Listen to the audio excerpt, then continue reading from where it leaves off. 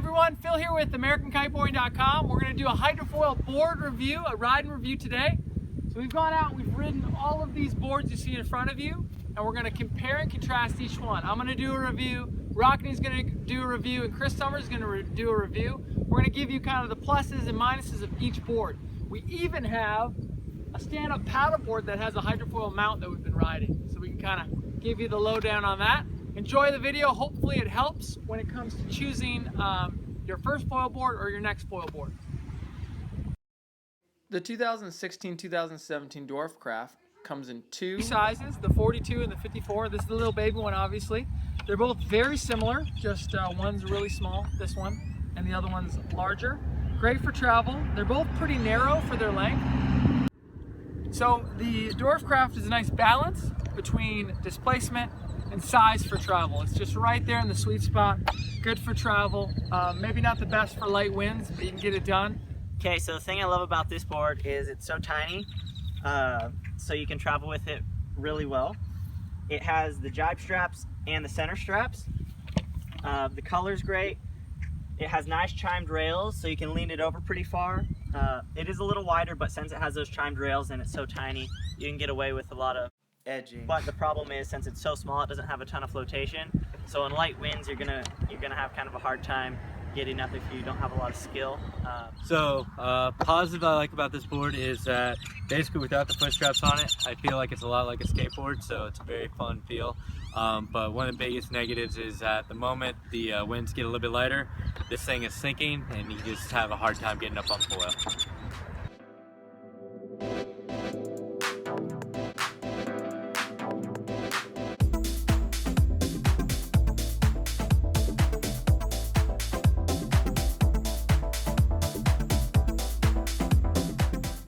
The Alien Air from last year, 2016. They changed the construction and they dropped the price $100 for 2017, which is great. It's also a little less volume. So one of the downsides to this board was the same downside as the positive, which is all the volume this has. It's the best board for light winds. It's the best board if you're a big guy. Get on the water and you can just ride that board forever because there's so much displacement. The only rival would be like the paddle board, right? But all that displacement when you're in the water, when you're in the water and you got it on the side, it doesn't want to sit on its side. It wants to lay flat. All that flotation wants to kind of buoyant it up. It's a little hard to get on your feet, especially strapless. But other than that, it is the best light wind board made. So the 2016s are actually cheaper now. We have a couple of them left. And the 2017s, like I said, are $100 less than the Alien Air was last year. It's a 4.8 in length with lots and lots of displacement. Great board. Okay, so, again, the thing I like about this board is it has jibe straps. This was my favorite board whenever I started hydrofoiling. The problem now is, since I'm getting into a little more racing style, the width kind of isn't so good. But other than that, it looks great. And it has a trace tracker mount on it, which is awesome. Or is that aftermarket? Oh, that's aftermarket. Sorry, just forget that. Alright, so one thing that I love about the Alien Air here is that it's got a lot of volume to it, very thick and everything. Another thing I like about it is it does have all the strap options, so you can ride it however you like it. One of the negative things I found though is that the width of the board does not allow you to lay it on its side very well for upwind travel. So when you're trying to ride upwind more, you tend to clip a rail easily on this board.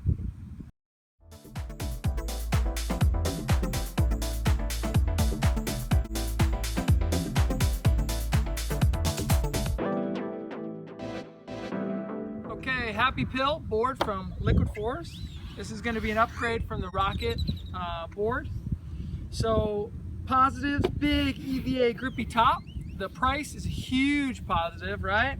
Quad fins, you can ride it without the foil. Huge positive. Track system, huge positive. Doesn't have any chimed rails. It's a negative. So, and it's pretty wide. So when you kick this thing on its edge and try and really get upwind on a foil, these are going to be hitting, and they do. They hit the swell. The other thing is, it doesn't have a very curved nose. You have a tendency of pitch pulling on it a little bit. That's about it. Board comes in a 4 foot 10 inch length. Okay, so like the converter, this has fins so you can ride it without a hydrofoil.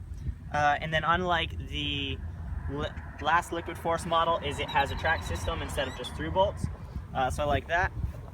This also, like Chris said, has the spots for jibing and tacking, but you know, even with the holes in the middle, you can still do jibes and tacks. It's just not the same. And this has a nice deck pad on it too for good grip. And so the downside of this is it's made out of like plastic or some sort of material like that, and it's pretty heavy. It doesn't have a lot of flotation to it, so that's a downside. So what I like about this board is that basically it has all the holes for every strap system you want, so you can practice your jibes, tacks on it. The other great thing about this board I like is that it does come with fins, so if you wanted to ride this without your foil, you could definitely get away with that as well. One of the downsides I find though is basically is very flexy, so you might be damaging the board on jumps.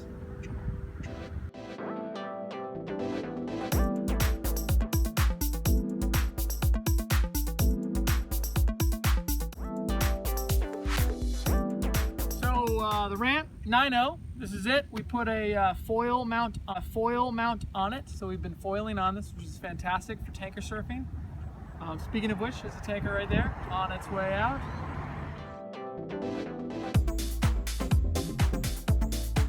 Okay, this thing is pretty big for foiling, but what makes it great is when you're surfing the waves, you can actually catch the wave with the board, which will push you up to speed, and then you kind of come up on a foil and you can work it.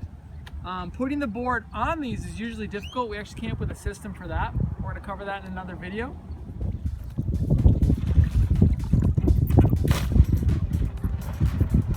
Woo! So one of the things I love about this board is size. Basically, if there's absolutely no wind, I'm going to go paddle around on this bad boy. Now, same thing as a positive, it is also a con. If you travel with this thing, it's going to be a bitch. So I do agree with Chris in what he said. I really do believe that size matters, and I find that to be true with this paddleboard here. The great thing about this is, again, you can goof off on it like crazy. You know, you have so much flotation, even if there's barely any wind, you can still kind of slowly pick up speed and get up to, you know, foiling speed. If you're trying to do anything else besides, you know, plow through the water, go in a straight line on your foil, it's a little more challenging on this. You know, back rolls and everything else are a little more challenging, seeing how there's no straps, so maybe it's just like a hand grab. I don't know.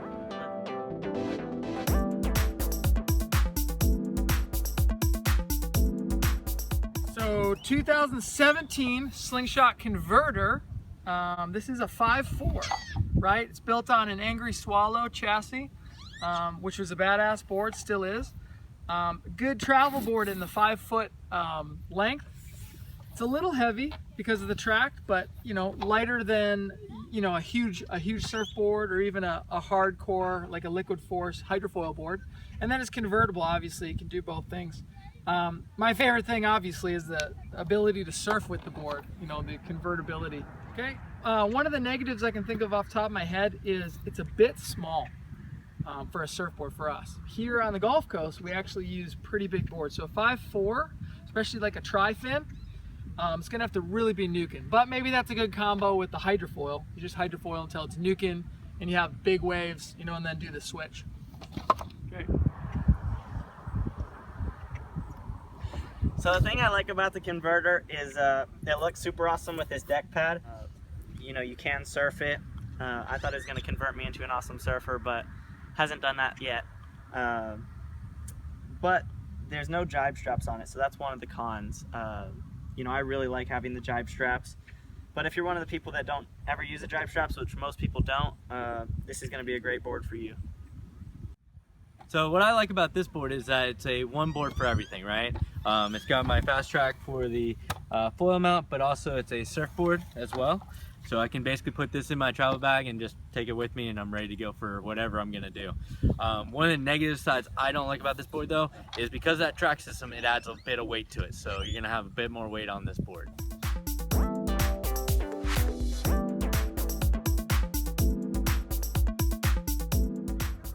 Okay, 2017 Slingshot Hypermiler. This is a pretty short board at 4 feet 8 inches. It has a pretty good displacement here, but it's really light. So this is going to be a race board, all carbon, super nice. One thing I like about this board that you can't really see in the video, unless you see it in person, is the sandpaper grit on top. It's about a 120 grit sandpaper all over the top. It's beautiful, super grippy. Okay, so one thing that is gnarly about this board, one thing I don't like about it, it's kind of a love-hate relationship, is that 120 grit sandpaper. When you do fall, which we did, will take the flesh right off you. The good news is it's actually hard to fall because you have so much traction when you're riding. Okay, so right off the bat, one of the first things I like about this board is it's super floaty since it's so light. It's really thick, so it has a lot of displacement, and since these rails are chimed so much, it's actually a really good racing board. And like Chris said, it only has jibe straps, so this would be more for, you know, your racers and everything else. You just don't need those extra holes that you're never going to use. But that's kind of the con again, is there isn't any there, but if you're a real hardcore racer, you don't need them anyway. So what I like about this board is that it is super lightweight. Another thing I like about this board is also it has a grip tape rather than an EVA pad, which I think when riding for long periods of time is going to help you out a lot. Maybe one of the negatives about this board is going to be the fact that it does not have any center hole straps. So basically it's only set up for three straps only.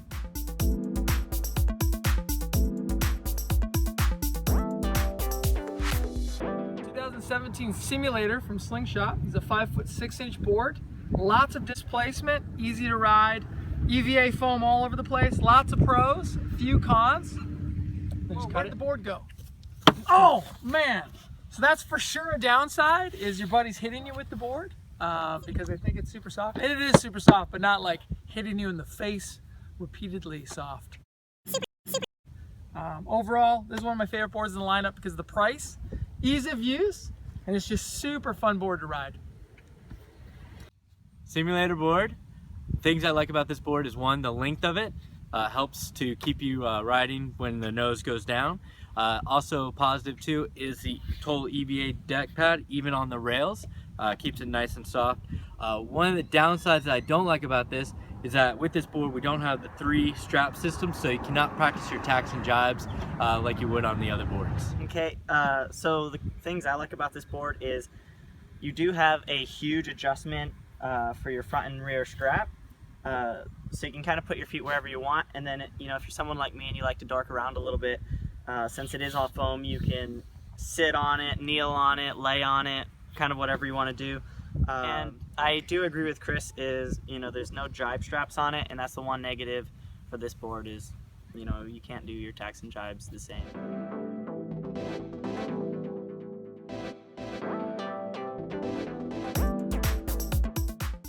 Hopefully you enjoyed the video. If you have any other questions about boards we didn't cover, shoot them to us in the comment section and we'll make sure to reply. Keep the suggestions coming. That's how we come up with all of our ideas for our videos. Thanks.